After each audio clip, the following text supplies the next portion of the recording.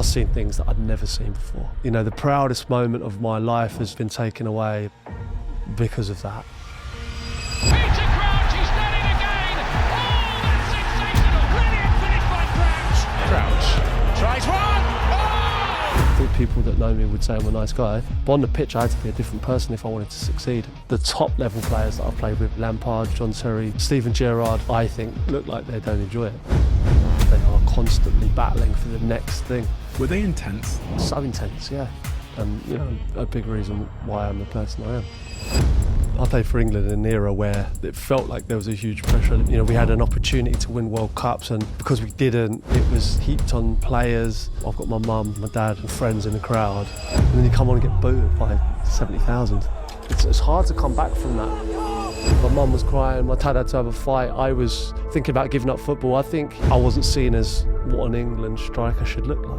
I was so scared. I just wanted to hide away. In that phase, you were turning to drink more than you should have been. But I needed to at that time. You're not seen as people. It's like you're well paid, so you have to endure this abuse. You know, you put yourself in a position to be shot at. But like what I've seen with certainly Harry Maguire, the criticism goes beyond criticism. It's gone too far. The reaction says it all. I'm so proud to represent my country, but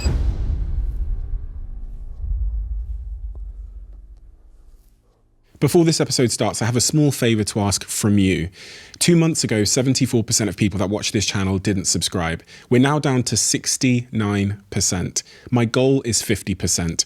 So if you've ever liked any of the videos we've posted, if you like this channel, can you do me a quick favour and hit the subscribe button? It helps this channel more than you know, and the bigger the channel gets, as you've seen, the bigger the guests get. Thank you and enjoy this episode.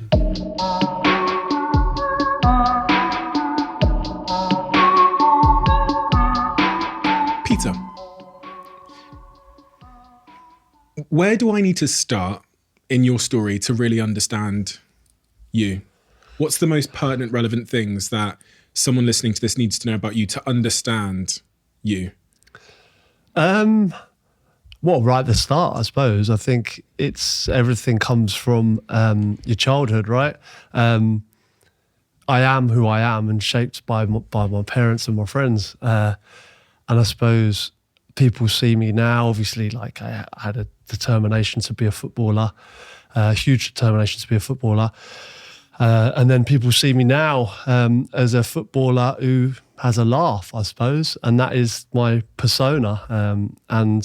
But that stems from my childhood, really, and being a little bit different, looking a little bit different, and having maybe a defence mechanism. And that humour, or probably that you see, which is me now, it was a little bit of a defence mechanism. When someone came at me, I'd always be funnier than they would be.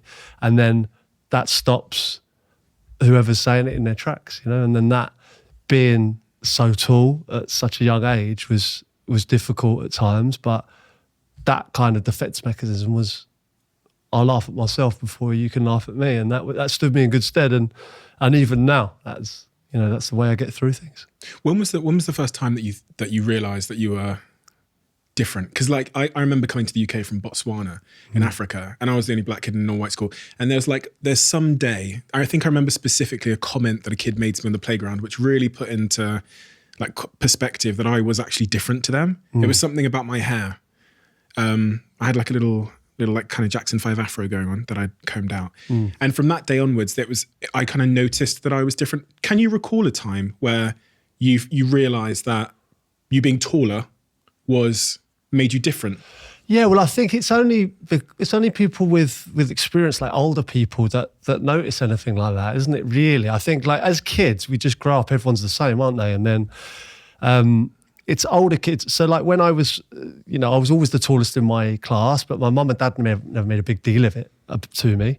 I was always taller than everyone else. And then when we started to play football, and then when I started to be good at football, you would hear things on the sideline like, yeah, but he's a couple of years older, or yeah, he's good, but he's too old. And because you're only judged by your height at that age. So I'd hear things from the parents, and then I'd hear like little remarks, like people laughing, little japes and jibing, and because like people saying, "Oh, you're skinny" or "you're lanky" is seen as it's sort of like you're allowed to say it in some ways. Do you know what I mean? Like it's a describing word, but like that's how it was for me. But I love it. It feels to me like it's part of me. It's me now. I've always been taller than everyone else. It wasn't as if I just shot up and was different. I was just always ahead above everyone else. And that is a part of me now, which I love.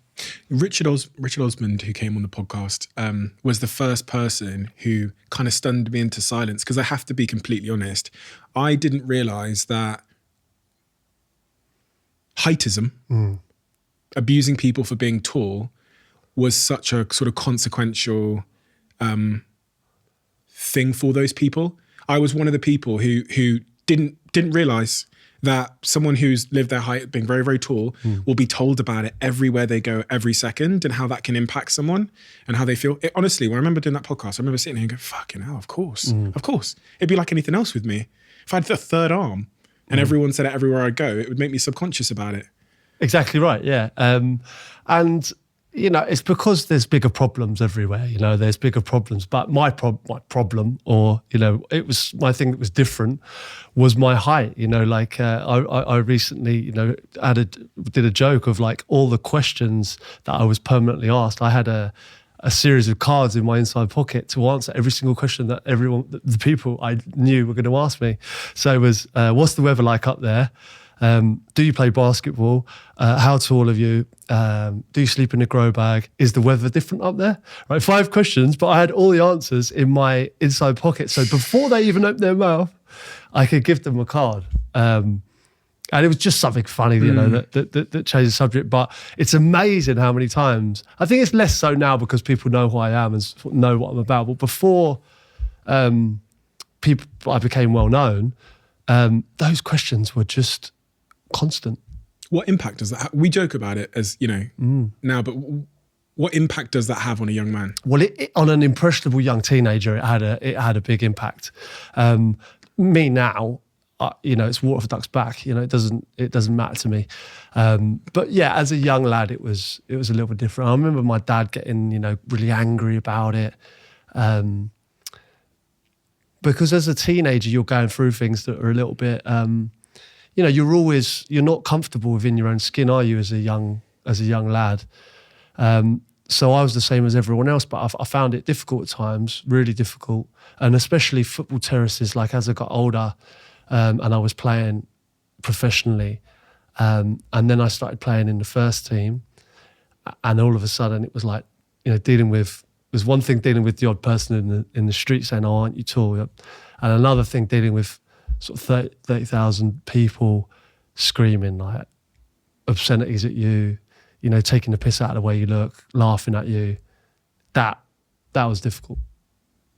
When you say difficult, what do you mean? In a practical sense? Because I read at like 14 and 15 years old, you're crying yourself to sleep sometimes because of this and having conversations with your dad about it. Yeah. I think there was times where I thought to myself, is it worth it? Is it worth going through this? Why am I putting myself through this? It's all I've ever loved. It's all I've ever wanted to do. But if people are going to laugh at me and take the piss out of me, what is the point, you know? Do I want it that much? I was lucky I had a good support network around me. You know, I had good people around me. My dad was great with me. And he was harsh with me at times as well, but he was also really, really good and at pulling me back up and sort of giving myself more confidence. And listen, I don't look like your average footballer. And I've known that since I was 10, 11 years old. You know, when I watch football on the TV, I don't see anyone that represented me, really. Like Torandre Flo was potentially one, had good technique. There was a couple of players but not many. So I thought to myself, maybe I'm not right. Maybe I don't look right. I shouldn't be a player. You know, I had all these things going on in your mind, but ultimately, if, you know, I had the determination and I had the ability to, and I suppose the thick skin, which you have to go past it. You said there that there was thoughts in your head of maybe I should quit, maybe I should go do something else. Were those like real considerations you had at some point? Yeah. Oh, without doubt, they were. That was. I just think to myself, is it worth it? Like, why? I always remember the game. It was West Brom away where I came on, and I missed the chance, and nobody knew who I was. I was just a kid, you know. I was probably the same height as I am now, and I was probably about 9 stone, 9.5 stone. I was, you know, much skinnier than I am now, believe it or not.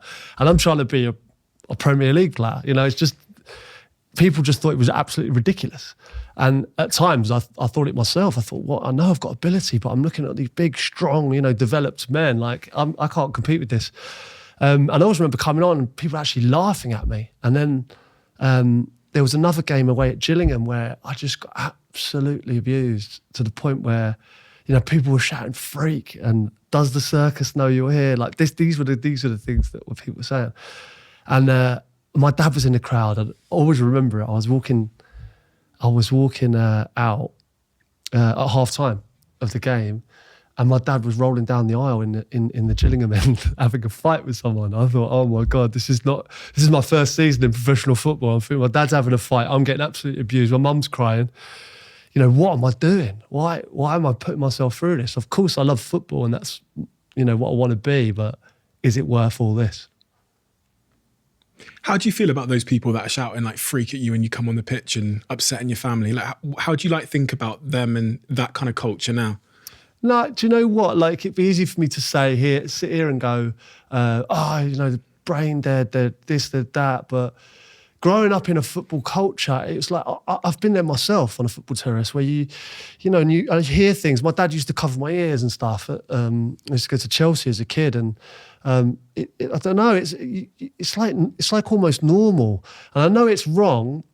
And obviously there's a line, you know what I mean? Obviously we've seen it recently, you know, with racism and, you know, there's certain things that go well over the line, but, you know, being tall wasn't considered, you know, over the line. So it was something that I just decided that was the way football is. You know, can we change that? Can I change that? I don't think so. So I just got on with it. And how do I think about them now? I think, yeah, it was reckless. I think I sat down on a Gillingham fan that was abusing me that day, and I said to you, do you know what? You really like.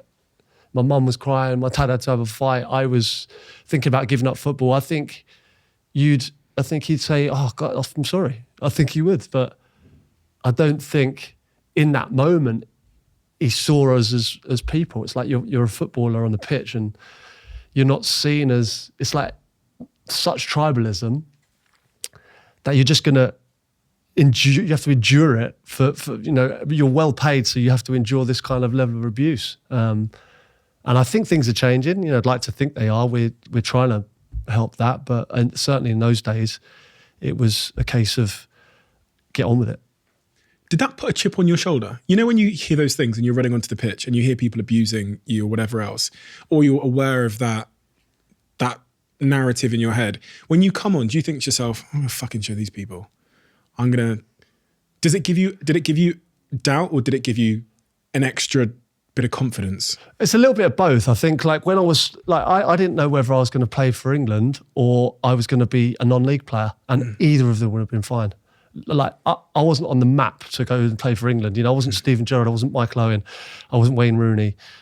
You know, I had a different path. I wasn't ready for the Premier League till I was 22, 23 probably. You know, so I didn't know where my career was going to go. So, yeah, there were times where I doubted myself, but then I think I scored my first goal, and things just changed, and it was the most important moment of my life, and it was against Gillingham again, believe it or not. Funny how it comes round, but I chested the ball down and I volleyed this ball into I was at QPR, and I knew then that I'd have a career in football. I didn't know I'd play for Liverpool, I didn't know I'd play for England, but I didn't know what I'd go on to achieve, but I knew then I'd have a career in football. And that was where my confidence grew. And then I thought, no, I can do this. Your dad, heard he was quite tough at times, from what I read.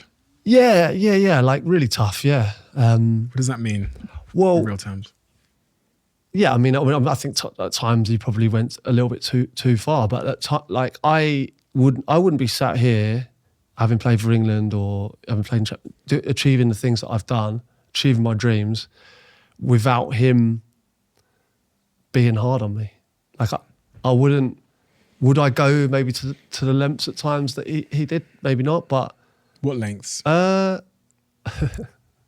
he Just certain things, like I think the harshest one was when he obviously left me at.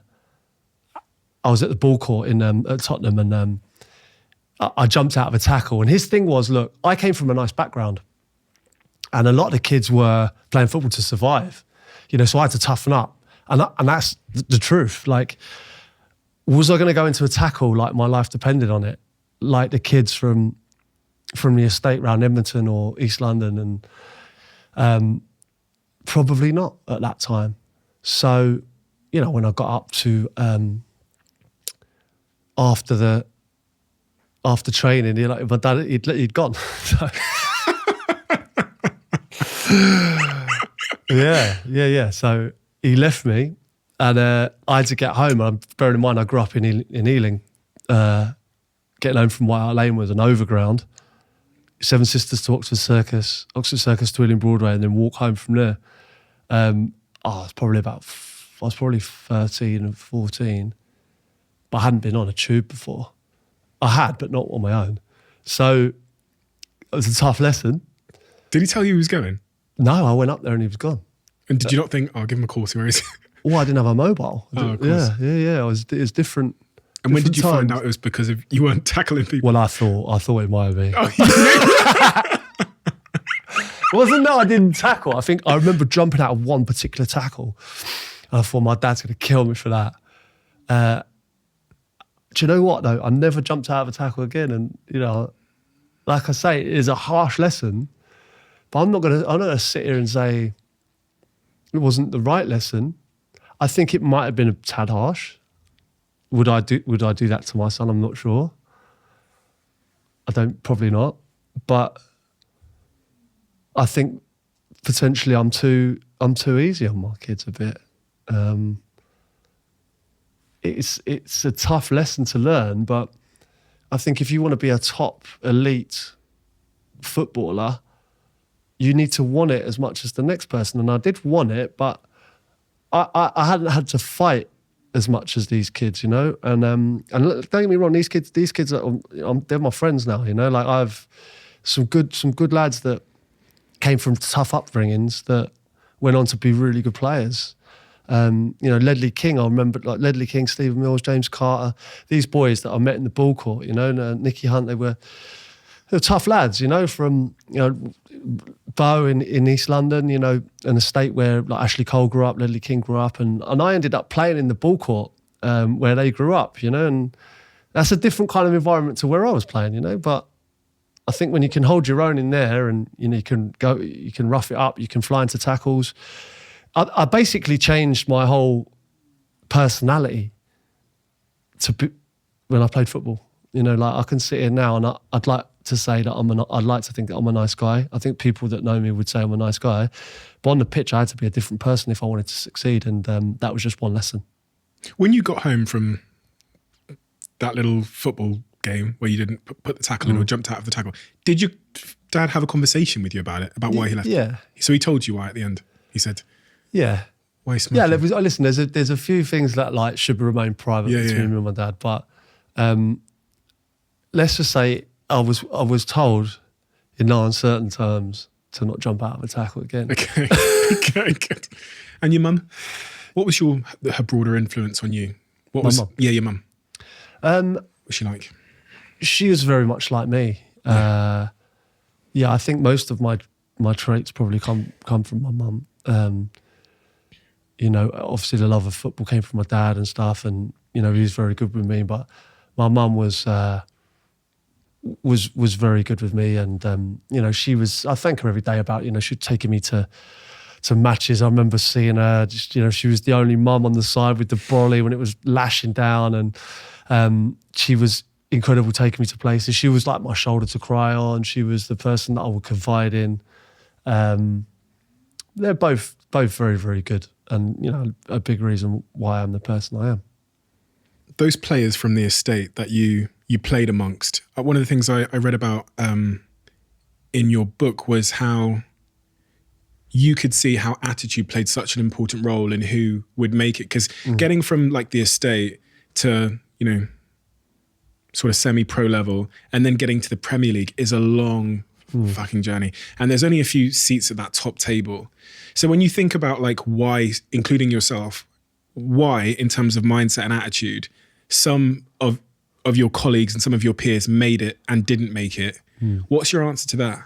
Yeah, it's funny. Like every footballer that's played for England or I've played with in the Premier League, they've all got a story. All of them. I've got every single one will tell you a story about the player that was better than them that no one knows.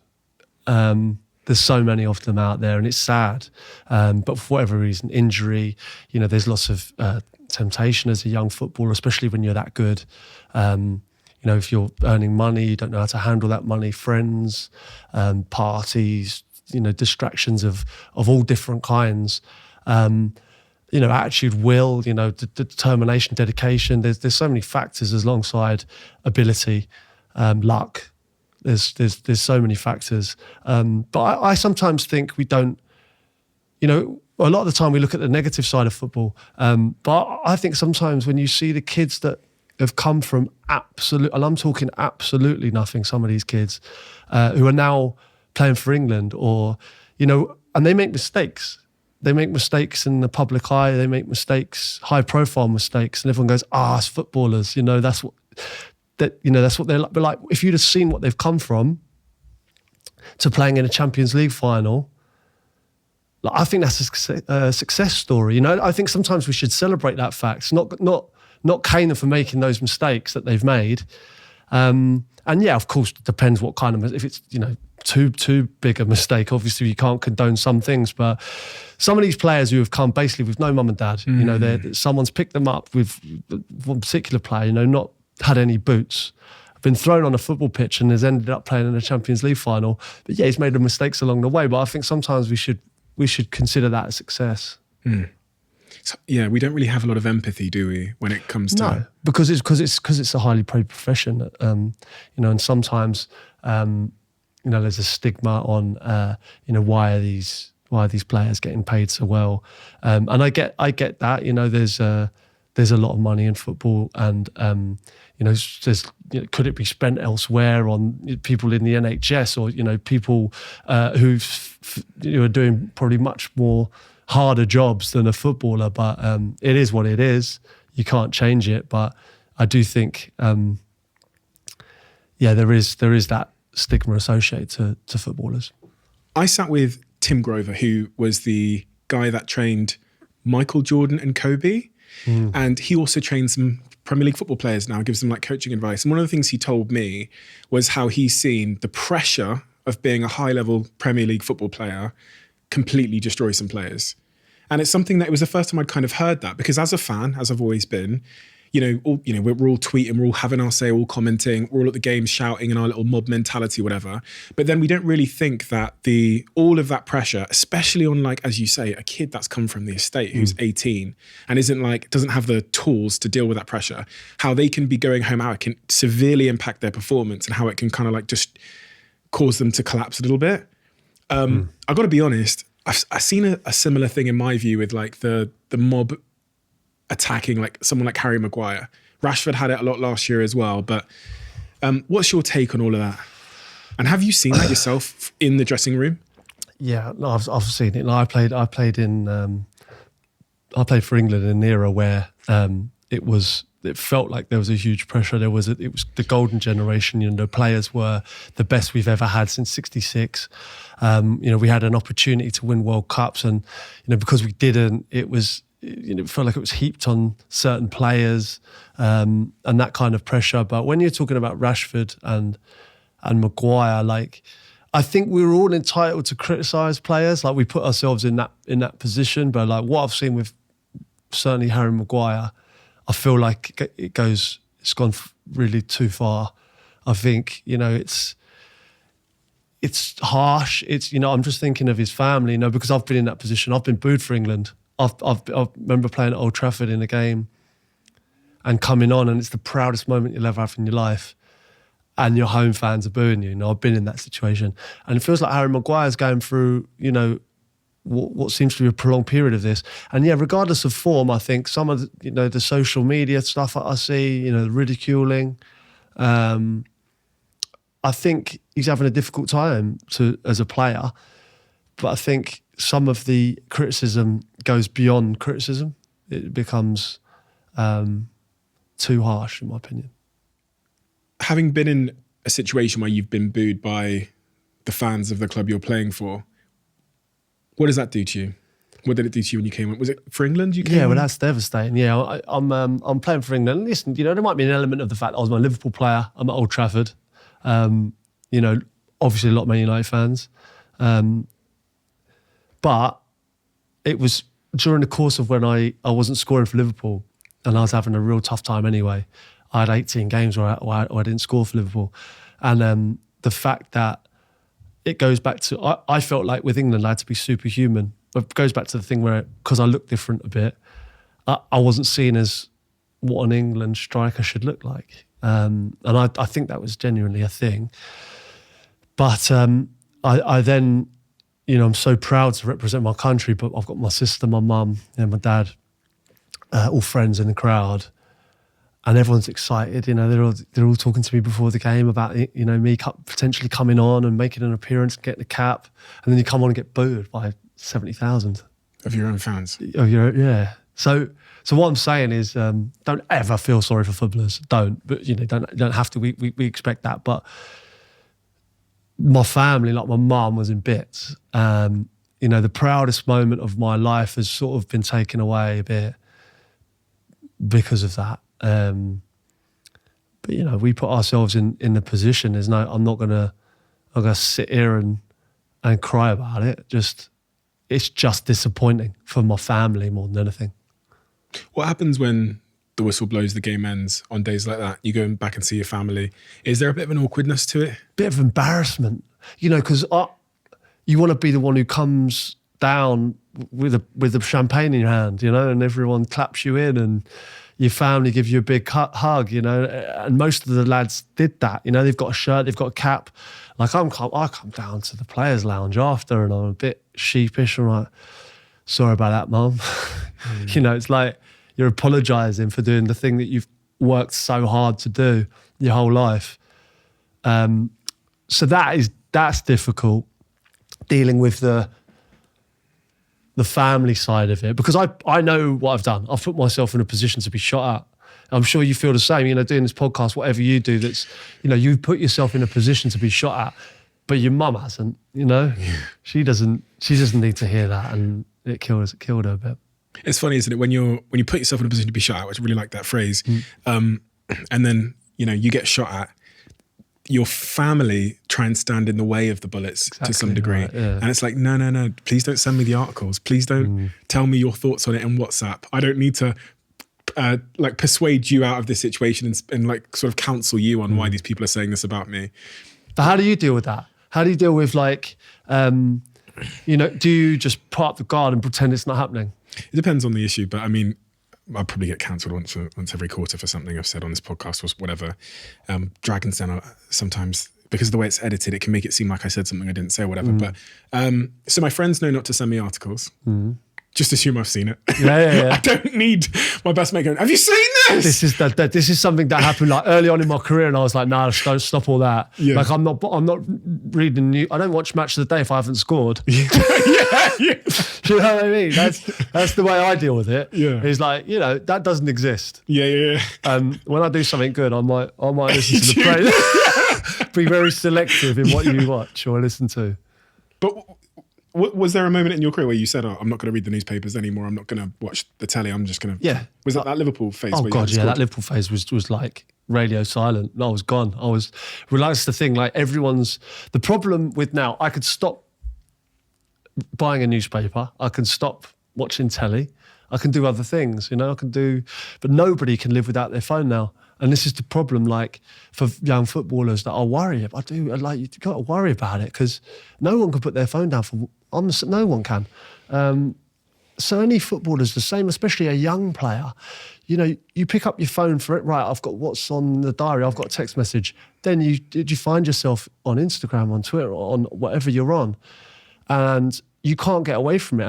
And no matter what the players tell you, whether I don't listen to it, they do. You can't get away from what what it is now with the phones. You can't. Everyone's got one, and everyone's looking. With me, to get through that, yeah, I didn't watch. I was getting ridiculed. That time where I didn't score for Liverpool was such a hard time. Like for me, I was just wanting to hide away in a dark room until I scored, basically. So I don't know what I would do if I was hiding away in a dark room with a mobile phone. You might as well just not. You might as well go out and face it all, because it's a lot harsher on the phone than it is when you see people in person. If I was in so you signed for Liverpool and then you go 18 games without scoring, 18 appearances, right, without scoring. Yeah. If I was in your household at that time, if I was behind the scenes in your camp, what would I have seen? Someone who's depressed, I suppose. I mean, outwardly not. I've never been that person to wallow in it. You know, I've always been the sort of, I suppose, a bubbly character. I always see the positive in everything.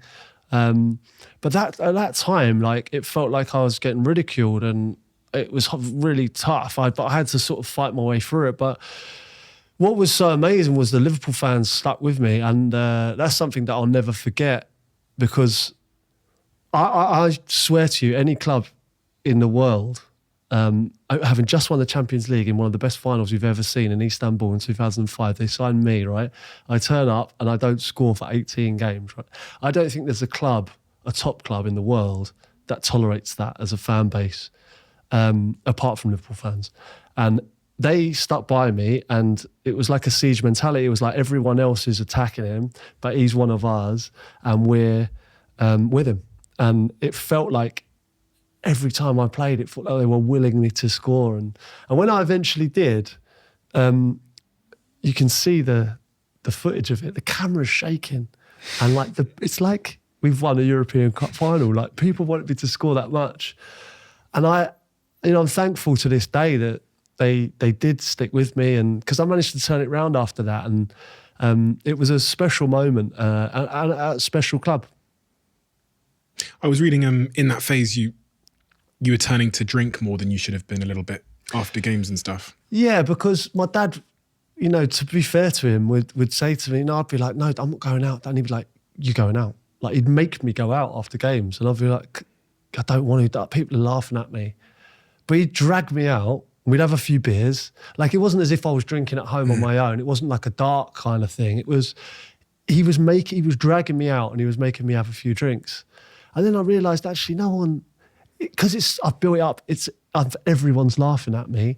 It's my world that's, you know, no one really cares. You know, they might have a laugh at you on a Saturday, but they're going back to their own lives. You know, I feel like everyone's laughing at me all times.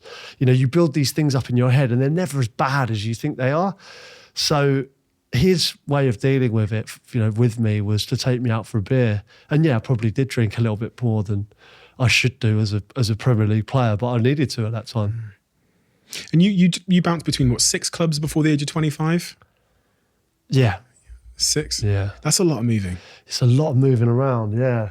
But I class that as like, if I'm at Liverpool, or, you know, you're starting Manchester United or Chelsea, you know, Bayern Munich, Real Madrid, you don't have to move anywhere if you're playing, do you? You know, you don't have to. The course of my career was very different to anyone else's course of my career. Those moves that I had, where QPR I had a chance to showcase my talent. You know, I did very well. The club went into administration. I went to Portsmouth. They bought me for like a record fee. I then did really, really well in the Championship and got a move to Aston Villa in the Premier League. You know, I felt like my dream had arrived. And then it didn't quite work out. I wasn't ready for the Premier League. I always remember my debut was against Newcastle, and Alan Shearer was up the other end of the pitch, and I was at this end of the pitch, obviously the opposite striker. And I thought, if that's what I need to be a Premier League player, I'm not one. I'm not one. Because he was so good. And I just thought, maybe I'm a Championship player. So I ended up having to move again to Southampton to get games. And then things took off. So like, all my moves were like for a reason from a club point of view, or for a financial thing for the club, or for me having to go out and get football, or for me to progress as a player. So I would have loved nothing more than to stay at one club for my whole life. But that wasn't my journey. You moved from Liverpool to Spurs. How would you sort of summarise your time at Spurs? I absolutely loved it because I started at Spurs as a youngster and I played in that ball court at White Hart Lane and I tried to play in the youth team and I was in the reserves and me and Ledley King came through together. Ledley, obviously was there and I went throughout all this whole journey of Liverpool, England, QPR, Portsmouth, Southampton, or Norwich on loan, Dulwich Hamlet on loan. And I came back to Tottenham and Ledley was in the same place I left him in. Which was amazing. You know, it was like I never got to play in the first team for Tottenham. I'd come through there in the youth team. I had so many players ahead of me. I wasn't ready. So for when I come back for £10 million and I'd already played in the Champions League final, I'd played in the World Cup, I'd achieved things that nobody in that Tottenham sort of dressing room at the time would say I would achieve. I wasn't even good enough to play in their first team, which is correct at the time. So to come back, it felt like unfinished business, if you like. So then when I scored some important goals for Spurs and we got into the Champions League for the first time and we had good success, that felt like it was almost like a coming home, if you like. And that ended a little bit too abruptly for your liking? A bit, yeah. Yeah, it did. I liked it at Spurs. It was funny because it was deadline day and Harry Redknapp was talking about bringing Emmanuel Adebayor in, and it's funny how it works for a footballer. But I went to work, call it work for now, and I left Abby and the kids, and I said, "I'll see you this afternoon." And then this afternoon never came. I never came home. And I just give her a call and said, we live in Stoke now. It's the life of a footballer. I was happy. I had a 2-year contract left at Tottenham. But I was just, a bid came in of £10 million for a 30-year-old. And I could understand from a club's perspective that they wanted to accept the offer. They wanted to bring Adebayor in. And I spoke to Harry and he said, obviously, yeah, we do want to bring Adebayor in, but Daniel Levy wants to accept this bid. Obviously, I wasn't happy about it. I was happy where I was. I was at a great club and I wanted to stay. But certain bits and pieces happened and I said to Ab, we're on the move. How does Daniel... He's a figure that's talked about a lot as being quite a tough guy. Yeah, does very... what's the word? Tough business. That's what I hear a lot. Well, listen, this is, it's diary of a CEO, right? Yeah. If I was running a football club, I'd probably have him in charge. Really? Yeah. He's a harsh businessman, right? But he's looking after, £1 billion asset. He's not necessarily the owner, but he's running it like it's his own. And I think I understand that. Like the bid of 10 million came in for me. I'm an asset to the business. And I know I'm a person. But if you look at it purely from a business perspective, I'm a depreciating asset at 30 years old, potentially. I went on to 38 to be fair, but in his eyes maybe. Wilson Palacios was another 6 million to go. So that's 16 million they're getting for. It's good money, it's good business, potentially. But I'm not stupid either, so I had 2 years left on my deal and you must have had him bent over. Well, if you think about it, he's getting 16 million, right? You sound like the mafia with your arms crossed. It's not. Yeah, it's not like I know what he's getting. I'm entitled to see some of that if you want me to leave. And listen, I didn't get that much, obviously, but I did okay, and it worked out for both of us. But I don't think there's many people that come out of maybe an incident like that with Daniel Levy and come out smiling, because he is harsh. But like I say, I had my run-in with him, and there were times where I said, "No, it's okay. I'm happy. I'll see you in the morning. I'm happy at Tottenham. I was comfortable there." And I just said, "I'll see you in the morning." And I suppose you've got to be prepared to hang up the phone and say that. And then he kept coming back and telling me that I wouldn't get a squad number.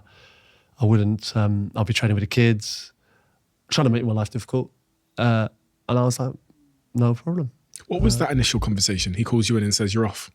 Do they not say, I'm interested in the world of football, like, because in the world I'm from, in business, there's a high degree of empathy. It's a very, conversation, it's performance reviews, but we don't have an impending deadline day either. So I'm just trying to figure out if it's like a go get your stuff, you're off, or if it's a.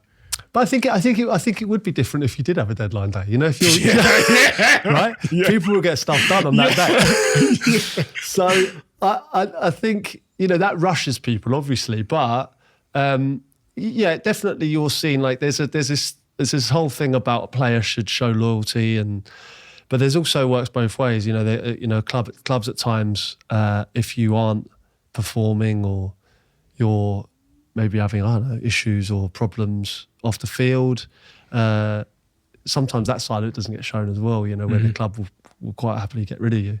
It works. It works both ways.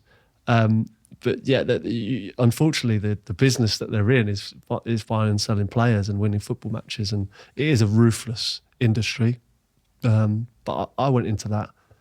I realised that very quickly, to be quite honest. But I went into that with open eyes. Do you regret leaving Liverpool? Yeah, I do a bit. I had a great time at Portsmouth though, and some of those memories will stay with me forever.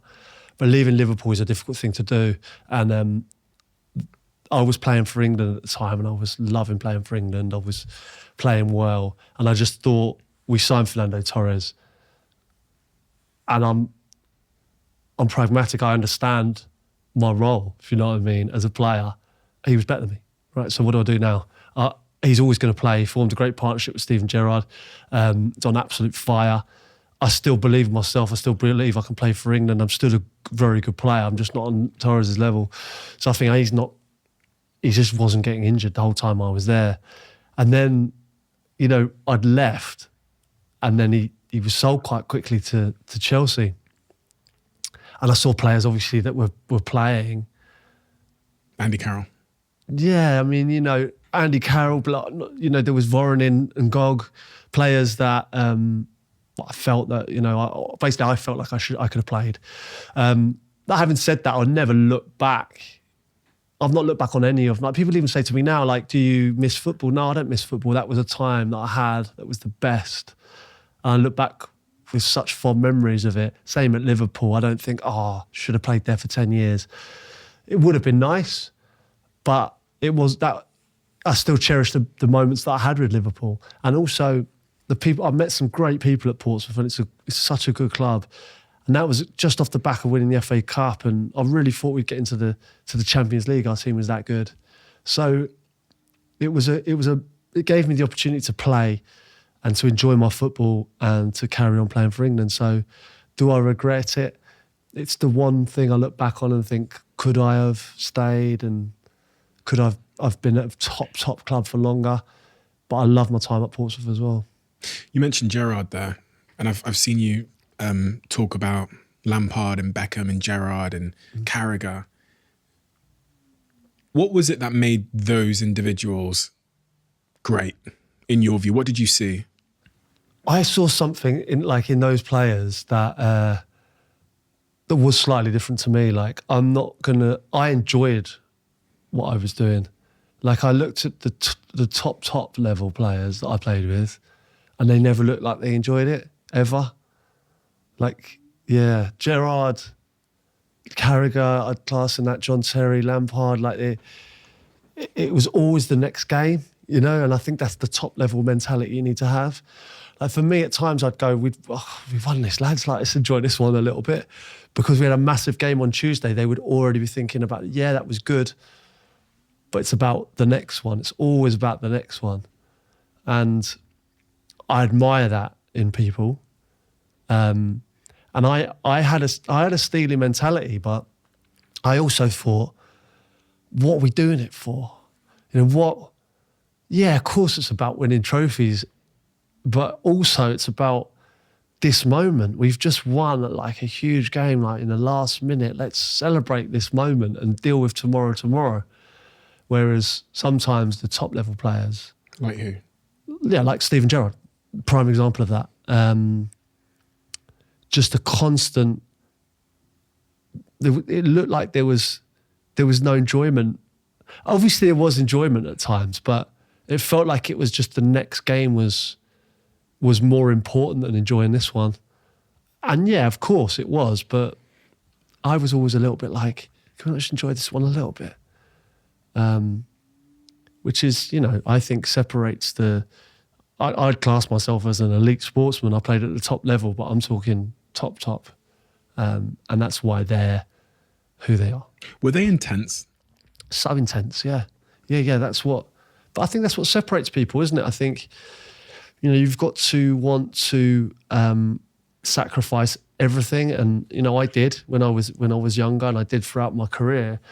But what I'm saying is that it's that 0.5%, that 1% difference of just already thinking about the next game. Of managers do it, and as players, sometimes we, of course, enjoy that win and think about the next game when it comes. But the top level players that I've played with, like you say, Lampard, John Terry, Steven Gerrard, Jamie Carragher, I put in that. The Man United boys, like the consistent winners, are the ones that I think look like they don't enjoy it, and because they are constantly battling for the next thing. I read that you said some players couldn't deal with the intensity of a Steven Gerrard and a Carragher, and that you also were much more orientated to try and please them than the manager, which I think was Rafa at the time. Yeah, that's right. Yeah. You were trying to more concerned with pleasing Carragher and Gerrard, who are the like club captain, whatever of the team, than the manager. Yeah, that's true. I'm trying to put myself into the changing room and understand why that is. What were they doing? They're local boys, right? They're legends at the club. When I think of Liverpool, I think of Steven Gerrard and Jamie Carragher.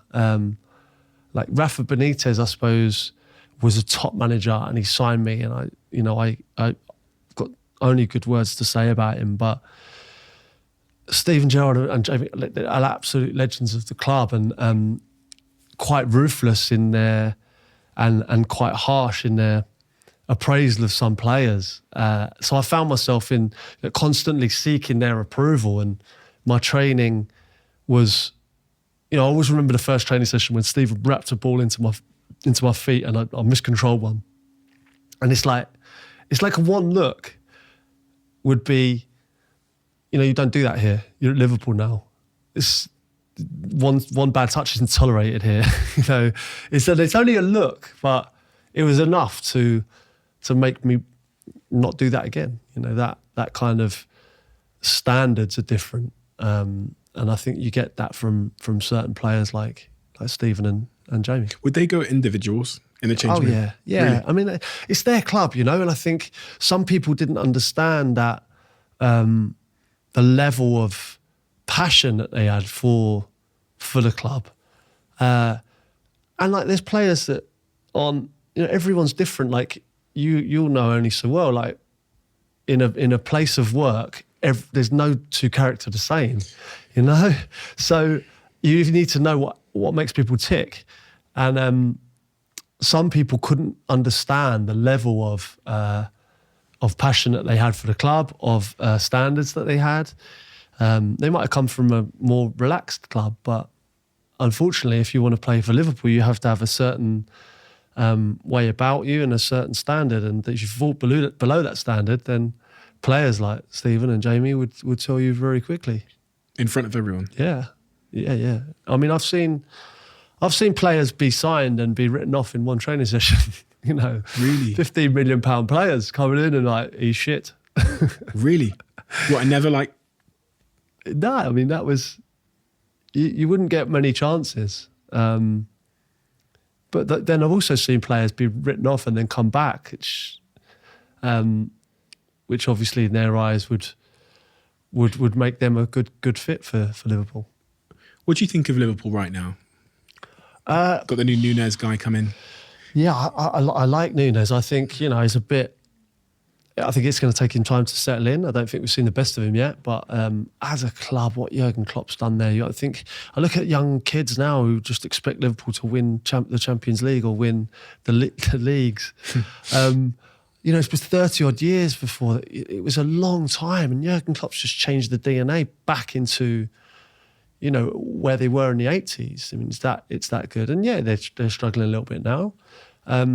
But what he's done for that football club has been nothing short of incredible. And, we had some great players at my time at the club, but, what they've done as a group has surpassed anything that, that spell I had had done.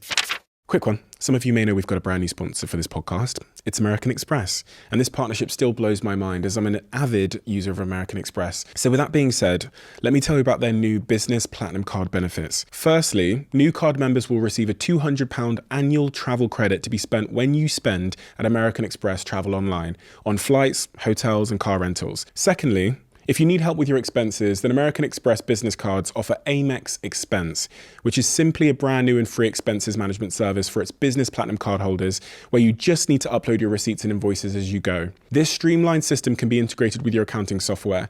You will also be able to monitor and generate expense reports straight through Amex Expense platform, a total game changer, and it saved me so much time. And lastly, as an American Express Business Platinum card member, you have access to a wide variety of American Express offers, including digital subscription to The Times, The Sunday Times, worth £300. So if you'd like to find out how you can get your hands on your new American Express Business card, then search American Express Business Platinum card to find out more. Quick one from our longest standing sponsor, Huel. I can't tell you over the last, really it's been about 2.5 years. It was really post-pandemic, how much my health has become such a huge priority in my life. And I have this laser focused on what I'm putting into my body. It's funny because as you get older, you can start to feel the things you're putting into your body more and more and more. And if I put something into my body, especially things like gluten, if I put those things in my body, I feel them tremendously the next day. My energy levels, my sleep, and everything in between. Huel has been probably the most important partner in my health journey because I've been in the boardrooms, I've been to their offices tens of times. I've seen how they make their decisions on nutrition, and I trust it. Most of my team that are in this room with me consume it and get the benefits of it too. So if you haven't already tried Huel, do so. Jurgen, Rafa, how many managers did you work under in your time? Loads over the... Almost 10? God, that's probably more than that. 10. Probably more than that. For you, from working with more than 10 footballing managers at varying different levels and also at the very, very top of international and Premier League football, what made a really good manager? I think there's lots of ways to manage, and I did my coaching badges just before I retired, and you try and use a little bit of the good stuff out of everyone. But obviously, like Rafa, very tactically. Harry Redknapp was a great people person. He understood people and what they wanted, and he made it a nice sort of environment. Sven the same, was so relaxed. In a pressured environment when you were going into a World Cup. Sven had that aura of calmness around you, which you needed. Great managers that I've had along the way, but very, very different qualities in all of them. What about the opposite? What was the instances where you thought that's not good management? There were certain things like, with Rafa, there was a tendency to be too intricate, to be too methodical, too precise. At times, if you could mix a little bit of Rafa and a bit of Harry together, I feel you'd have the perfect manager. Because with Rafa, it was like we're playing Wolves at home, and we've got Steven Gerrard, Xabi Alonso, Fernando Torres. We've got the best back four in the league at the moment, and one of the best goalkeepers. Just go out and beat them. I don't think it's that difficult. I don't think you have to play with a couple of holding midfield players and you have to have, this, what we do if we don't have, just go and beat them. We're at Anfield. Let's go and express ourselves. And that was my only criticism, that I could have. I think there was too many times where we were thinking about the opposition instead of going, we're Liverpool. Let's go out and batter them. Who was the best manager you played for? there's so many reasons for each man. Jerry Francis gave me my debut. Graham Ricks was a big influence on my career. There's good qualities of Sven. I thought Rafa was at times incredible in some of the work that he did, some of the sessions, and some of the things tactically were really eye-opening. But Harry Redknapp was, I don't think I'd be sitting here without him. Just because he understood football, he understood a player, and he understood how to get the best out of you. And I think he got the best out of me, certainly at Portsmouth, at Southampton. At Southampton, I was struggling. I thought, I've just had a horrible time at Aston Villa. This is my time in the Premier League, and it's not going well. I'm not playing. The manager leaves. Harry comes in, and he goes, this is my last chance saloon. And I'm thinking, right, well, maybe I'm just a Championship player. Harry comes in. It just changes like that. He says, you and Kevin Phillips will be in my front two for the rest of the season. You'll score us enough goals for us to stay up. And just that confidence, that belief. And I suppose I felt my height for the first time that season. And I went out and scored 16 goals, I think, after Christmas. I was on absolute fire, got in the England squad and moved to Liverpool at the end of the year. So that little spell of 6 months was crucial to my development as a player and as a person. And would I be sitting here without that? There's lots of things you look at. Would I be here without that? And there's lots of really key, important moments, and that was definitely one of them. Harry coming in. It's crazy how much just like someone believing in you at some point, when maybe you don't believe in yourself, can have such a huge impact on how you behave and then ultimately what results you get. Yeah, if you're getting told that you're this and you're that, you're no good. It's not. I don't think you have to be a real strong character to be able to cope with that. And when someone comes in and goes, actually, no, you're doing great stuff. It lifts you. It makes you feel better. And that's the way I would manage, and that's the way I think you have to manage these days. I think players are different to how it was when I was coming through. It was very much quite harsh industry, and I think now players are a bit more. You have to be a bit more of an arm around the shoulder guy than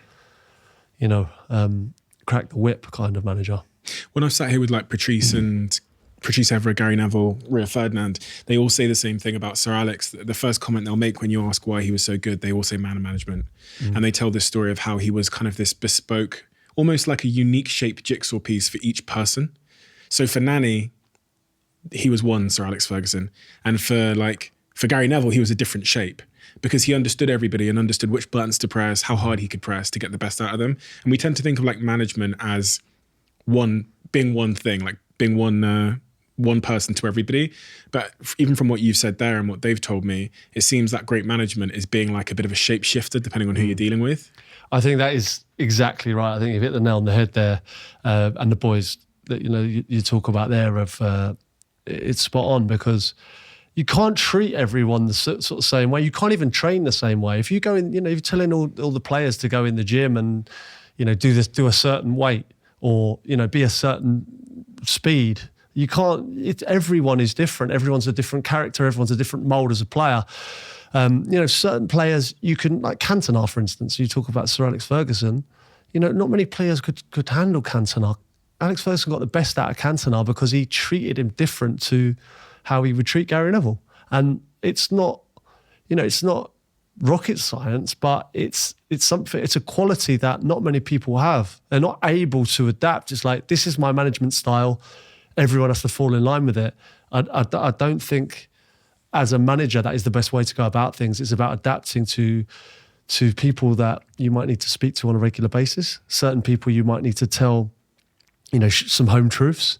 Certain people that you might need to, constantly get into the office or, let someone else deal with him potentially. You might spot a problem that they might have off the field that needs addressing. There's so many factors to being a manager.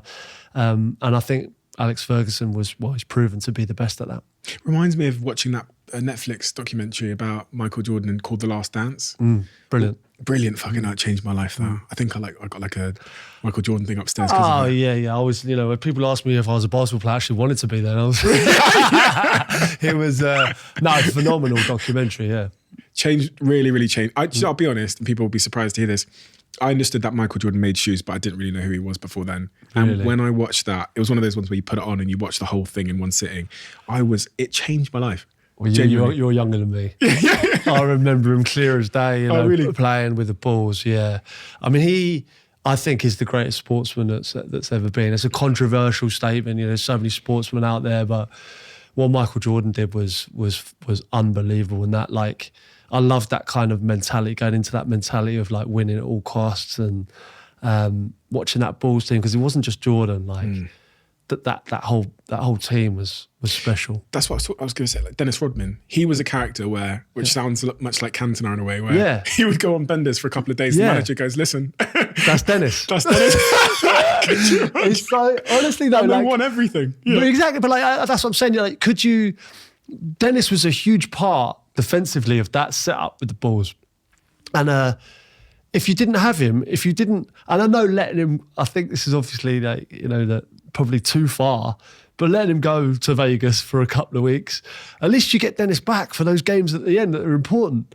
And I think it's obviously ridiculous for him to do that, but that was in his makeup, that was in his DNA. And is it better for you to let him go to a rival, or do you accept that and win the titles they did?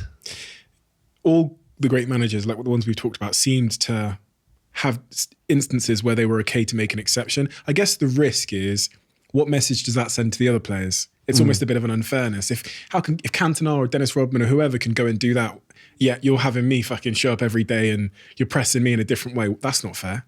Well, yeah, I totally agree with you.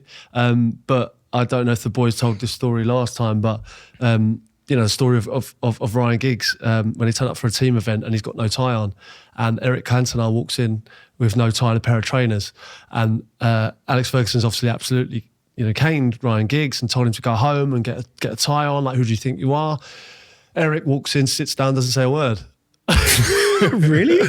Yeah, because it's Eric Cantona, and I think Ryan Giggs was just as capable of winning a football match as Eric Cantona. But where this does fall down is when those players stop performing. And I've seen that. I've seen players get treated differently, and that's fine until they're not Eric Cantona, they're not Michael Jordan, they're not Tiger Woods, they're not constantly winning games for you. Because if you set yourself up like that, you better perform. And quite often they can, because they're top players, but you are creating a problem for yourself, I think, if you don't consistently deliver. But maybe that's the reason they do consistently deliver, because they are wired up differently to a lot of the rest of us. Which kind of makes me think about Ronaldo and what happened the other week with him storming down the tunnel, etc., etc. Now, me and my friends in our group chat, we all have kind of different points of view on it. People are saying, "Oh, Sir Alex would have let him do that, this, whatever."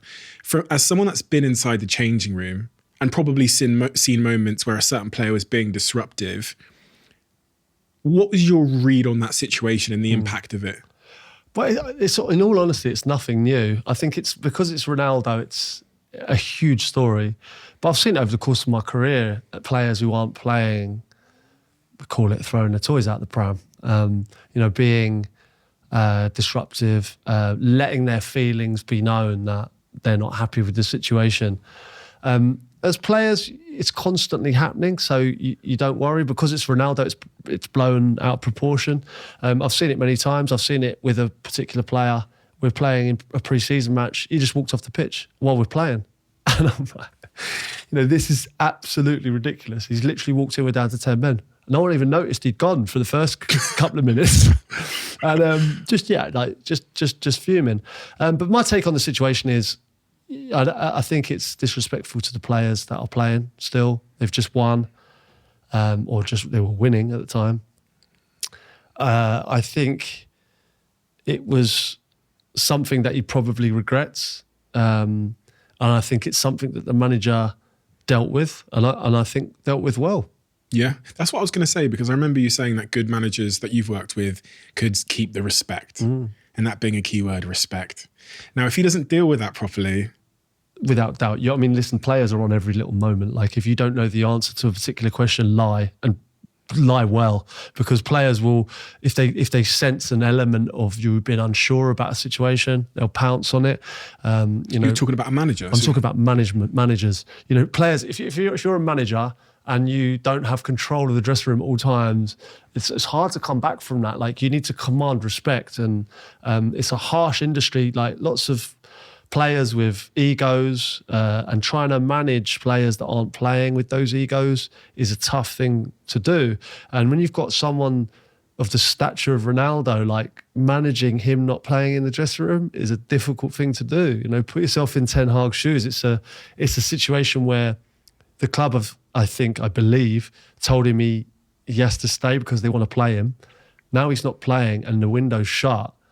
How do you deal with that problem? It's going to be a huge issue. But I felt he dealt with it well. I think the club potentially didn't deal with it very, very well. If he wasn't going to play, they should have sold him. But they're now in that situation where, yeah, he's done that. He's been fined, I assume, and he's been dropped for the next squad. But it looks like he's potentially getting back in, and that is what is the best situation for the club, because you don't want Ronaldo training with the kids away from the first team. You want him in and around it, because he'll be an asset potentially at the end of games or to start some games. I'm really compelled by that point you made about, like, as a manager, if you don't know the answer to maybe a strategic thing, you're better off just lying than, like, losing the control of the room. Well, like, say if you're in your industry, right? Yeah. If you're an employee of yours asks you, what should we do here? I don't know if it's as cutthroat as football, but I think it's better to have an answer than to say you don't know. Yeah. Right? So even if you don't know, because it's giving them confidence. Even if you don't know, you say, well, we're looking into that. We've worked on that. That's something that just make... The moment you say you don't know, I think there's an element of he hasn't got a clue. There's no sat nav here. Basically, I think. And I think it was Guardiola who said it. These wise words didn't come from me personally. They were Guardiola's words. And I think it was something to do with if someone asks you a question, you have an answer for them. Even if you don't know it, you'll go do your homework and come back to that question, because you need to be seen as a level above the players. You need to have, more, you need to be more clued up. You need to have more intricate details on the opposition. You need to know about football more than the players do. So they have that respect for you. Was there ever times, you talked about losing the dressing room. Now I hear that on, like, from pundits. I hear, maybe he's lost the dressing room. You sometimes hear that from, like, other commentators online. But I wondered if that's an actual thing that happens, that you've observed, where you go, manager's fucking lost this now. Players start questioning him, behind his back, or... Yeah, I think you can see it. When did you see it? I've seen it at certain times. I don't think it'd be fair to me for me to say names, but I have seen it in certain dressing rooms where a manager has lost it a little bit. We had a situation at Stoke where we had probably the best dressing room I've ever been a part of, and then we added sort of some more talented players, more than sort of hard-working, honest players, if you like. And we had, for a spell, we had a really good mix of that real quality and that kind of determination and spirit. And then it went too far the other way. It was, almost too much quality and not enough effort, determination, team spirit, ethics, standards. They slipped, and I've seen things that I'd never seen before. I talked about the player walking off the pitch that happened in that season, and it culminated in relegation. So when you talk about lost the dressing room, I class myself in that scenario, because I was an older player then, and maybe I let things go a bit as well, not my standards personally didn't drop, but I let people get away with things when I was an older player. Like, I should have been the Steven Gerrard in the situation, I should have been a player that flagged it up maybe. That wrangles with me. Like I let things go. I know it wasn't my job to do that, but I was an experienced player. When you say you've not seen, you saw things you hadn't seen before, it kind of reminded me somewhat of what I remember Rio saying about when he moved to, I think it was QPR, from Manchester United, and he saw just a completely different dressing room culture. Yeah, exactly right. Well, I'm friends with Rio. I speak to him about that time. Feels similar in some ways. Like you have almost too many doing what they want. Just being late or little things like that, like being late on the training pitch, being late for games. Not wearing the right suit or not wearing the right tracksuit to games, wearing whatever they want. Wearing caps when you're not supposed to. Just little things like that makes you become lax. Like, and we might go a goal down, 2 goals down, and you can see players sort of, waving their arms around and not tracking back. And I remember asking a particular player, like, you stopped trying, you stopped working. And he said, yeah. And I said, what? And he said, I did, yeah. I said, why? He said, we were 3 down. I said, I couldn't believe it. It's 30,000 people in a stadium, right, that paid to watch us play, and you've given up. And I know it's horrible, those games. They're horrible. But at least you got to do is run round. And that's when I knew we were in big trouble. It's funny that it's the small things. Like just they all add up. Yeah. They all add up. Does that not start with a manager, though, in those situations where the manager's just not calling it out enough? He's not punishing, he lets one thing slide, lets 2 things slide. Before you know it, you're at the bottom of the fucking slope. Yeah, that was exactly what happened. There was certain things that were let go and you're like, whoa, and then you feel like you can get away with more. And there was a certain thing where you'd have to run after a game if you didn't play. So at that time, like I was 37 years old, sometimes I was on the bench and I'd be out there running. And, there was a younger player not out after the game doing this fitness work. And I came in, I'm like, what's going on? Why am I 37? I'm out here running after a game and this 25-year-old is not, which I didn't want to. He didn't want to? Didn't want to. Right, so these are the standards that I'm talking about. So you've got to. That's you've been asked to do it. You don't pick and choose whether you do it or not. But that was allowed to happen anyway. It happened again. Anyway, so this particular player said, right, because he hasn't run after the game, we're all in on Sunday. Right, so the whole team come in on Sunday. We all come in. This is supposed to be our day off. So we're all in training, and the particular player didn't turn up for training, right? So we're all in because of him, and he doesn't turn up. So, I mean, you can imagine what the lads are like, but just little things. I mean, that was a big thing, but just standard slipping and listen, it all ends. Everyone knows where it ends. It ends badly. When did you decide that your football career was over? Tell me about that decision and that time in your life. Yeah, I was lucky. I got the opportunity to get out of that dressing room that I was in at Stoke, which was difficult. And I got the opportunity to play for the exact opposite at Burnley, and I finished in the Premier League. And I knew that I was done that season because I was on the bench a lot, and there was players playing ahead of me that I knew should have been ahead of me. And I thought to myself, I am just a plan B now. I'm coming on at the end of games, and I still felt fit. I still felt I could have an impact, but I knew inside my own head. So I told my family, I told Abby, and I told the kids who were still very young, and we all went to the game. So they didn't all come. I had a young baby. They didn't often come to the games. Now I didn't play much, so they all came, and it was nice because I knew no one else knew, but I knew that it was my last game of football. It was against Arsenal at Burnley. And all the family came on, and when you walk around the pitch at the end, and I've got a picture at home on the wall of me and it was 3 kids we had at the time. I've got 4 now, believe it or not. But the 3 of us on the pitch, and a lovely picture of me walking out. It's my last game of professional football. I must have played 600, 700 games. It was my last game. I knew it, but no one else did. But yeah, lovely picture, lovely moment, and then it just sort of comes flooding in that it's over. 20 years I played. I left school at 16. I retired at 38. 22 years, every day of my life doing something that you loved. I look back on it with such fond memories. I was so lucky to have played in an era that was full of great players. I managed to play for England, and I probably exceeded what I thought I could ever achieve. So always look back on it fondly. When people ask me, do you miss it? No, I don't miss it. I cherish the moments that I had. And was your dad there that day? I know you played a huge role. Yeah, my dad was there that day, yeah. And, he was the one, because he was there every single, I don't think he missed a game. Really? And he was part of my superstition, bizarrely. He was part of, if I didn't see him before a game, I'd feel unnerved. I'd feel like, where is he? And don't get me wrong, there were times where I was on the bench towards the end and he got a season ticket at QPR. And deservedly so. I didn't want to put him through that.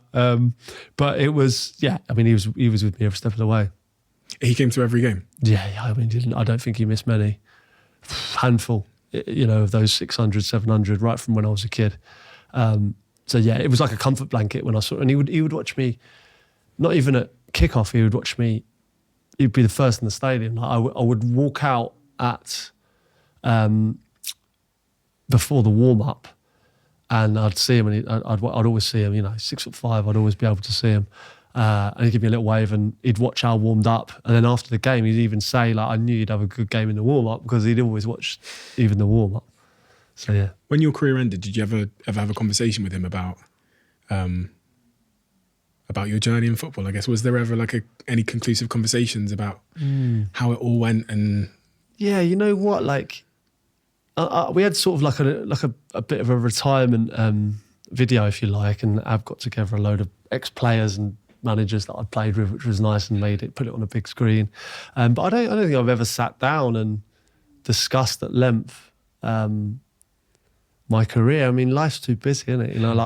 I've got a wall like you have, and a few sort of accolades, match balls, England caps on the wall. Only in one particular room, I only allowed a little dungeon room. But I've got them on the wall, and I look back and I got some pictures on there, and I look at the moments and I think they were some great times. But like I say, life moves quick, and I love what I'm doing now, and I've gone straight into doing other things. And I was very conscious of that. I planned a little bit of that, I planned while I was still playing. I did the podcast, and I did the first book that I did. And I did my coaching badges as well. So my coach, I thought, maybe I'll be a manager. I didn't know. But I just basically, I was so scared of waking up on that Monday, because every player that I've ever played with just says to me, when you're retired, you've forgotten that, it's difficult, it's hard to get your head around it, keep playing as long as you can. You always hear these horror stories. So I was so worried about it.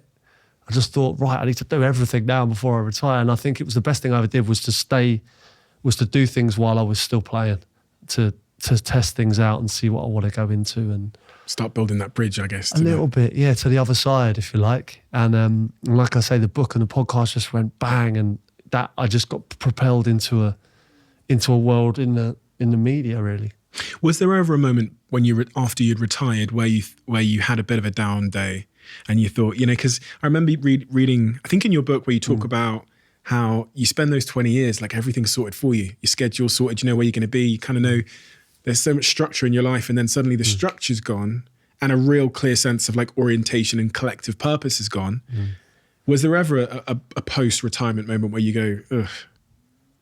I don't think I've had that, really? And I feel really lucky, because I know so many players that have really struggled since they retired. But I feel so lucky in what I'm doing now. And I'd love to sit here, and I've got to be honest with you, I can't.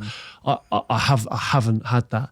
And what I don't like is not having that structure. For instance, I know exactly where I'm going to be on September the 16th, on February the 12th. I know where I'm going to be. I know where I'm going to be training. Now, I couldn't tell you what I'm doing next week. Things come up, things change. I don't like that. I've been institutionalized, if you like. I like getting told on a Monday we do this. I don't want to.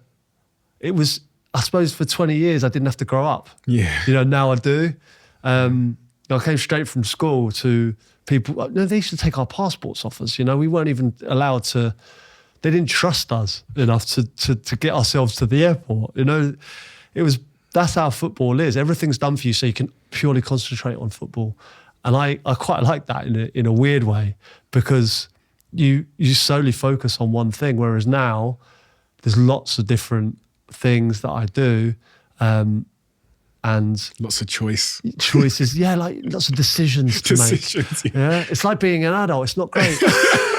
It reminds me of Raphael Rowe, who was the guy who was imprisoned when he was younger for a crime he didn't commit, sentenced to life, came out, and he was telling me, it was like, honestly, when I came out, it's like I went to a supermarket and there's like 7 types of beans. Yeah, and he stood in the supermarket going, what the fuck do I do? What do I do? And he hated it, and him and his partner would clash because he was never used to making decisions. In prison, you get one type of fucking beans. So true, though. But like that, I honestly, like with football, like you are told where to be, what to do at all times until you're on the football pitch. But even some degree that as well, your manager's telling you what to do. But I quite liked it in some ways. But obviously the freedom is great in other ways. Like I have at Christmas now, I can spend time with the kids. If I choose to have a week off during the winter, I can have that. There's pros and negatives to both. Are you a workaholic? I think I've got a good work ethic, definitely. Without doubt, I enjoy it. I enjoy getting up and having a purpose. Do you feel like you're out of balance though? Yeah, I'm finding the balance really tough. Okay. Yeah. Same. Really tough. Yeah. And obviously, speak to Ab about this as well, because I struggle. Like I'll have one week where I'm constantly on the go, and then one week, a little bit quieter. But yeah, I sort of sold her the dream of retirement as being retirement, and it hasn't quite worked out that way, because I love doing what I'm doing. What did you sell her? Well, I sold her like we began the gym every day, little juices and walks. We'd be on dog walks. I said, we'll just roam. Yeah, we'll go to quality time. Quality time. Quality time. Yeah. And it's not quite worked out that way, but she knows I'm passionate about what I do. I love what I do now, and I'm still involved in football, which I love. Like I say, I do the podcast that I absolutely love doing, and various other bits and pieces come up. And I'm in a fortunate position. I know I'm in a fortunate position to be able to pick and choose the stuff that I do, and I do it purely for enjoyment. And of course, I try and make it the best it can be, and so I can earn off it. But the main focus was the same as my football career, really, was to do something that you enjoy. And I'm lucky in the fact that I can still do that. Is your main dispute in your relationship, because this is the answer for mine, is this issue of quality time? Mm-hmm. Is like, that's the thing I struggle with most, is doing all this stuff and constantly and then being there to give this person quality time that they want, where you just go for the fucking walk and you just do like nothing. Yeah. It seems like nothing, but obviously it's something. Picnic. But you must find that hard. Like I find that hard to, but she's the same, Like, I think it'd be easy to say that, I don't know, like there's a misconception of maybe footballers' wives that, they just relax all day, and, she's so driven, and she drives me, to be honest. And I run all my decisions past her. And I don't think a lot of people know that about her, but she's like, she's on it. And, so that's good in the fact that if we go for a walk together, we'll have some quality time together, but we both won't switch off together. Like we're still bouncing ideas off each other. And I'm glad that I can have someone like that. So, of course we switch off at times, but we're still very on it, both of us. So your podcast, absolute smash hit. A lot of ex-players, ex-athletes have started podcasts. I can't think of any that have risen to the heights that yours has risen to. Mike Tyson has a great podcast in the United States. It's really been a bit of a cult phenomenon, the show. And as you kind of said, I've heard you talk about the Driver Seat a few times, and you're always, saying very nice things and saying that, our production and stuff is great. But it is like a couple of lads in a pub chatting.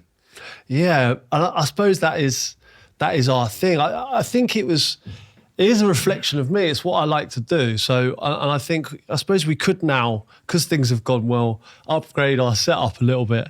But it feels like we need to stay where we are. We love being in the pub. We like, having a bit of a drink while we do it. And it feels, certainly during lockdown, we have lots of comments from listeners and people writing in, and they feel like they're in there with us, and it feels like, obviously this is a different kind of podcast, more serious, more enlightening maybe. But I try and take people inside the world of what it's like being a footballer, and it's a mad, funny world. It is, and of course it's light-hearted, but hopefully it's a little bit informative as well. And when I say I love doing it, it's genuinely the most fun. When I say to Ab, I'm going to work, she's like, are you joking? I'm leaving her with the 4 children and I'm going to a pub in town to record with lads that I get on really, really well with, and just talking football. I suppose that is the, for a lot of people, certainly in my world, that is the ideal job. And I feel very fortunate I've got it. The podcast offers people that sense of connection and community, like they are in the pub with you, which some people don't have, unfortunately, these days in a world that's getting lonelier. But at the same time, it's not just banter. I remember seeing the episode with Prince William and where you talked about mental health and those kind of topics. And I think one of your co-hosts, I can't remember which one, shared some of the feedback that you guys get from the audience that are listening. That particular episode with Prince William, how the fuck did you get for a start? How did you get Prince William to have a pint with you on the podcast? No, there are points in this podcast, like obviously, like where it all started from. I didn't have, I was just telling a story. I didn't know what a podcast was. Obviously now I know that there's a huge industry of things. But I was just talking literally as I was talking to how I talk to my mates, and obviously, we built up like a big following, and then people started calling us about coming on, and that was a call we had from the Palace. What? Was I promise you was, we had there was one point there was like we had Elton John had called, and Prince William had called, not personally, but their team of people had called us about coming on, and obviously. With Elton, that's a different story. It was funny, but with Prince William, we made it happen, and we ended up going to the Kensington Palace, which was an amazing day out because we took it, our group of lads, and we had a beer over the road while we went in, and then Prince William. I talk about the Samrat, the Indian restaurant that I used to go to with my mates as a kid, and when Prince William brought in the delivery. And put it down, and I was thinking, if my mates, we used to go there as kids, my family, and he's doing this, and it was just so surreal. But like you say, we got to talk about a range of topics, and I suppose, certainly in football, there's a lot, because there's a stigma in football of, it's very macho, and you have to be, you have to man up, like you have to. There's this stigma, and I think that this is why sort of the target audience for Prince William and his Heads, I think it's Heads Together or Heads Up charity for mental health, is targeting the right people, if you like, the people that don't speak out. So I think he wanted to tap into sort of our audience that would be very much don't show any weakness, that football world, if you know what I mean. So I think that was something that he wanted to touch base with. I'd done something with him called a team talk. I think it was a royal team talk. I think it was called on BBC, and we talked about mental health and stories in football. That's the first time I shared my issues. As I never ever talked about anything. I was one of those people that kept everything. So it was it was great. It was a great experience for us as a podcast, and I think hopefully it helped a few people as well. You talked about on that podcast going into the changing room and like opening up to your teammates at one point. Yeah, I mean, I found it really difficult to. I'm one of those people that keeps everything aside, right? I wouldn't talk about. I see Abby every single night, like picking up the phone to her friends and chatting about anything. I mean, I just don't do that. I wouldn't dream of picking up the phone and talking about a problem. But since these kinds of things that I've done, since that podcast, since I've done a various, the November campaign. Yeah. I've worked with them. I've worked with various kind of men's mental health charities, and it does make you think. And I have started doing more stuff. I have started, reaching out to my friends, and you realise actually that people say they're always all right, but they're not. So that's something I've realised. I think the quote from that podcast with Prince William was, you'd gone into the dressing room, you'd shared how you were feeling with your teammates, and instantly you kind of felt lighter because of it. You felt better for opening up. Yeah, that's something that I definitely found. Like When was that? No, that was the Royal Team talk. We opened up to, it was me, Thierry Henry, Danny Rose, who was quite open with his mental health problems, Gareth Southgate, I think Dan Walker, that was the presenter, and Prince William.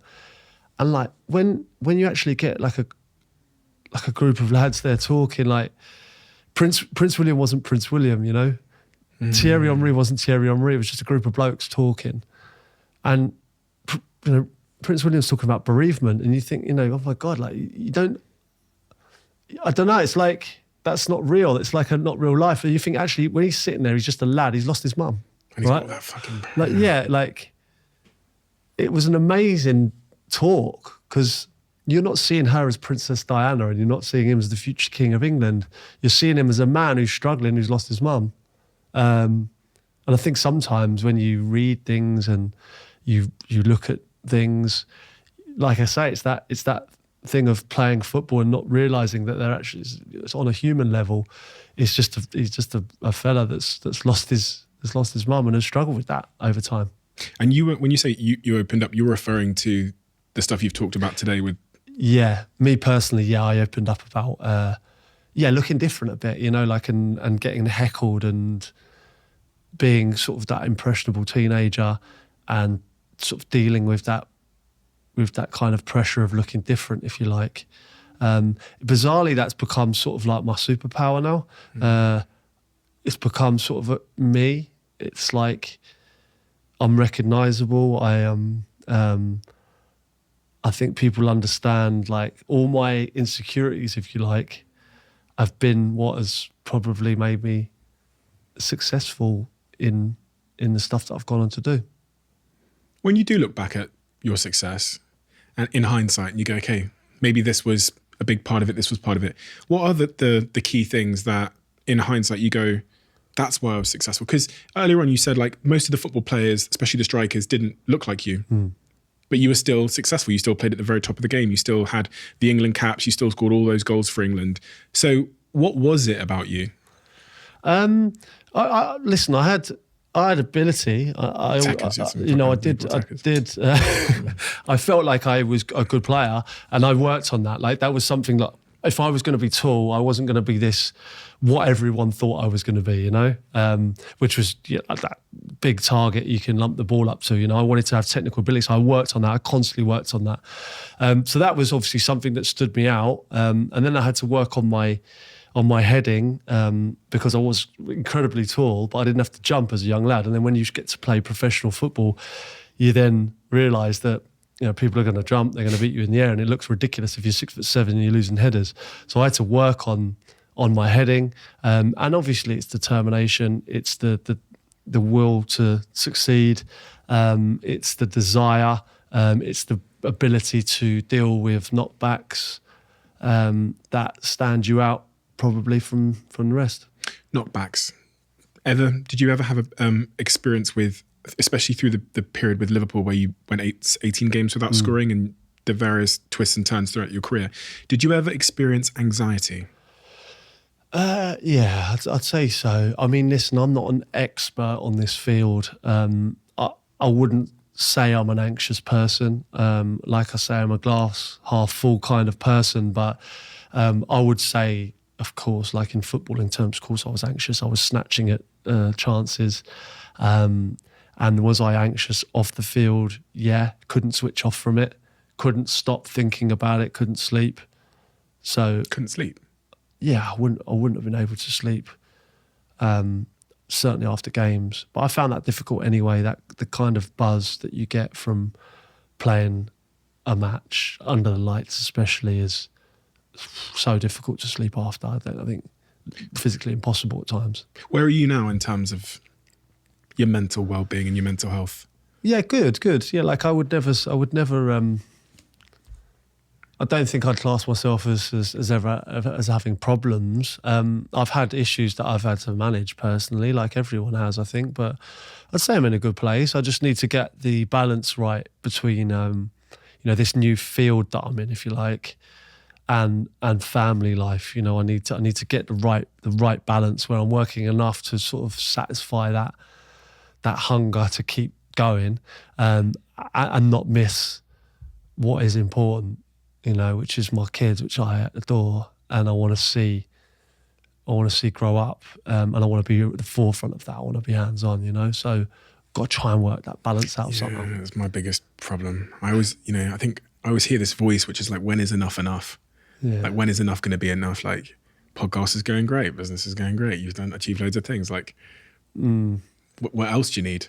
When is enough enough? It's a difficult one because I think for me it's about like the work, but it's about enjoying it, and if it stops being fun, then I think that's the time to call it quits.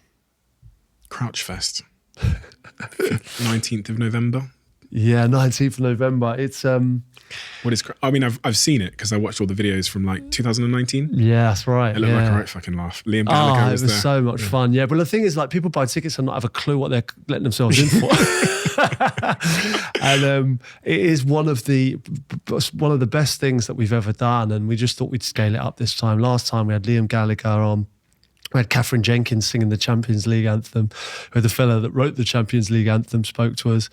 Tom Grennan knew me at 6. We had people dressed as referees, fancy dress. It was absolute carnage. And now we're at Wembley Arena. We've scaled it up. Wembley Arena? Wembley Arena. Jesus Christ. Yeah. So, I mean, we've probably bitten off more than we can chew.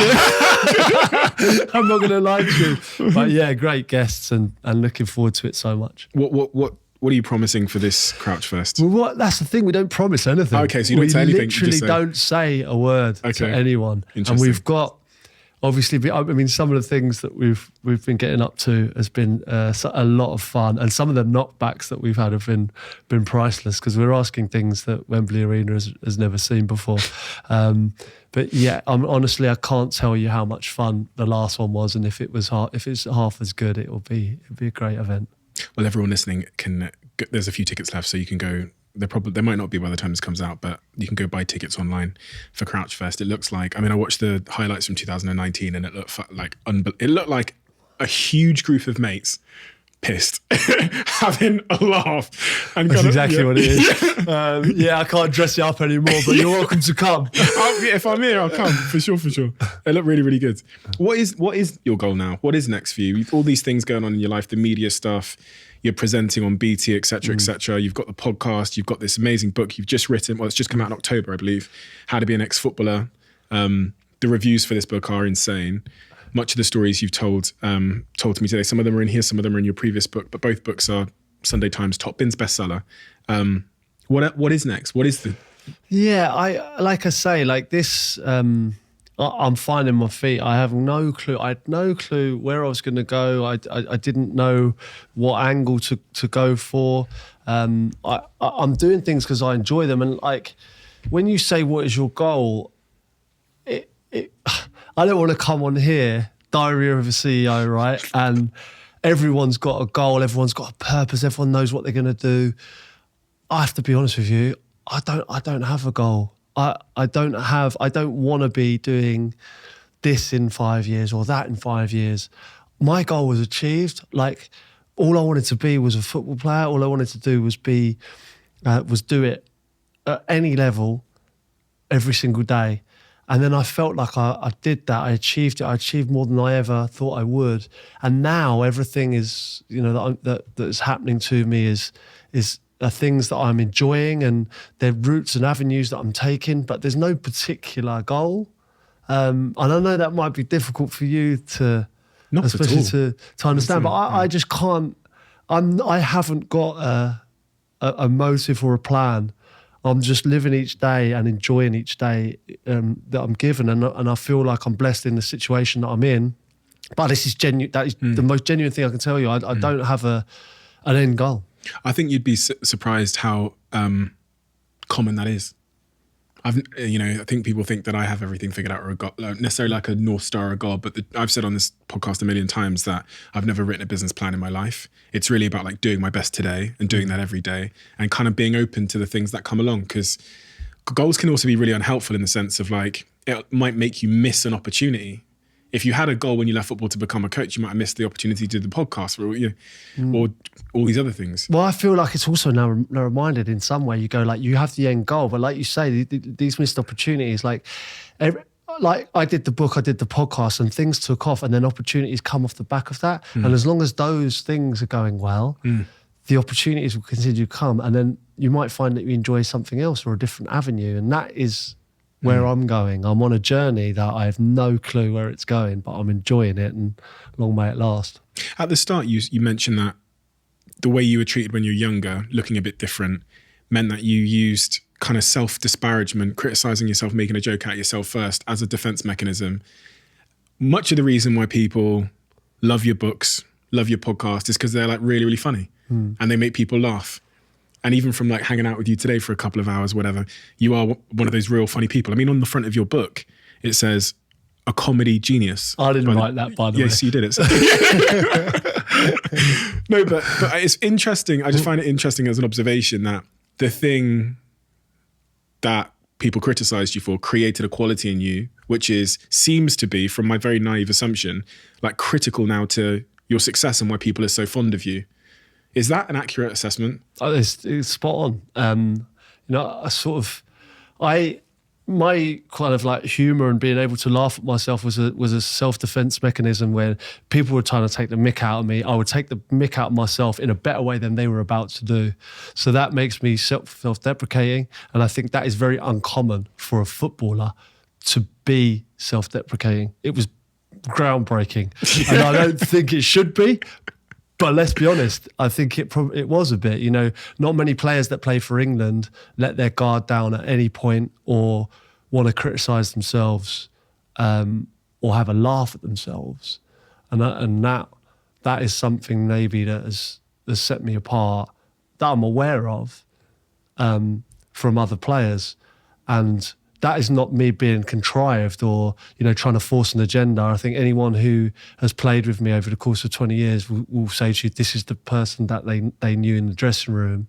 But I think I'm able to showcase that a little bit more by being less guarded, because I haven't got a football club telling me to not talk too much, or you're a footballer, shut up. Like, now I can do whatever I like, and fortunately I've been in a position where I suppose the general public or fans that are buying into what I'm doing are enjoying it, and for as long as they are enjoying it, I'll continue to do it, and when they're not, I'll fuck off.